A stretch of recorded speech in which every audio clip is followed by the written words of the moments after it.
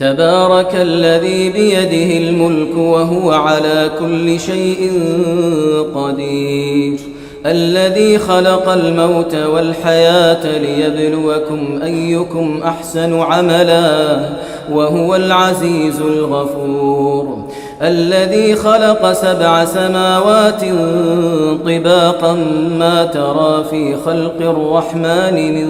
تفاوت فارجع البصر هل ترى من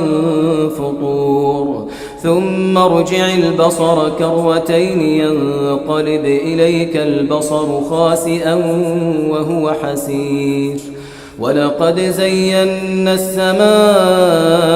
الدنيا بمصابيح وجعلناها رجوما للشياطين وأعتدنا لهم عذاب السعير وللذين كفروا بربهم عذاب جهنم